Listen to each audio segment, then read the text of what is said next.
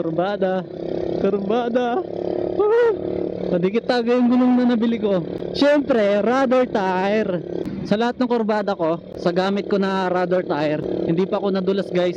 Napakasulit talaga ng rubber tire. Gamit ko ngayon rubber tire. Goods na goods. Oh, daming kurbada guys. Oh! Kurbada. Woo! Sarap. Ah! Woo!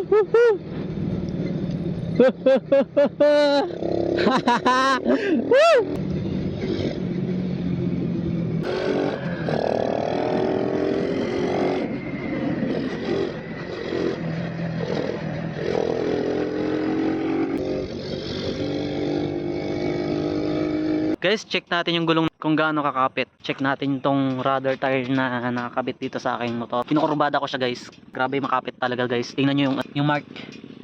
Ito yung puti. Ibig sabihin nasagad ko yung ano ko. Hanggang dito yung kurbada ko. Matigas yan ha. Matigas yan. Oh. Check nyo. Matigas yan. Half inches na lang. Abot na hanggang dito. Grabe makapit talaga guys. Ito na yung kumakapit kapag nagkukurbada ako. So ayun. Baka hindi kayo maniwala na rubber tire ang nakakabit sa aking motor. O diba? Rubber tire. O hanggang dito. Unti na lang. Abot na hanggang dito sa gilid. Higang-higa na talaga yung motor ko. Nakahiga na talaga siya sa kurbada. So ayun, kung gusto niyo ng rubber tire, nandiyan lang sa ating yellow basket. Guys, oh. Oh.